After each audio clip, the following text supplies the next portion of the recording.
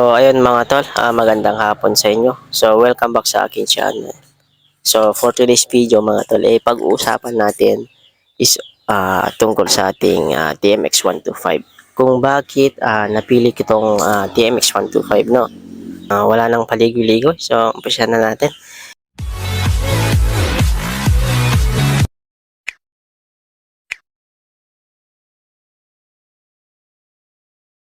So yung una kong nagustuhan kasi sa TMX 125 mga tol, no, ay yung sa budget meal.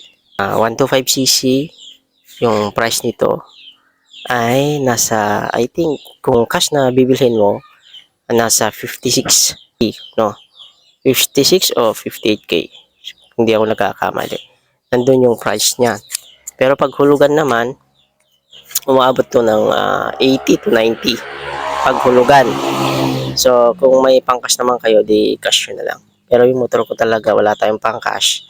So, hulugan to ng 2 years, no? So, ayun, budget meal siya. May branded ka ng motor, Honda. Although, ewan ko lang kung totoo na sinasabi ng iba na yung makina ng motor natin na TMX 125 gawang China. So, hindi na natin alam kasi hindi naman tayo gumagawa, no? So, yung pangalawa is madali siyang setup, no? Pag kumuha ka naman ng TMX 125, talagang 18 rim siya. Pero, madali siyang setup, no? Magpalit ka lang ng 18 rim, ay 17 rim. Ayan, kagaya nung pinalitan ko na dito sa motor ko. Ayan, rim, rayos, tapos yung lowering crown niya. Ayun, maganda yun yung motor mo. Patabas mo lang yung upuan, ayun, set up na. Gawin mo pantra, ganun. Tapos less pa sa fairings niya, no? Yung fairings niya, wala. Dito lang sa side cover ng sa battery, kung nakikita nyo. Ayan, magkabilaan. So, sa ibang motor, kasi kung kuha ka ng mga Honda na mga 125, ganon, na wave, o ang daming fairings yun. So, sa TMX 125, walang kahasel-hasel, no? Ito lang yung fairings niya, no? So, yun yung isang nagustuhan ko sa kanya, no? Madali siyang i-set up talaga.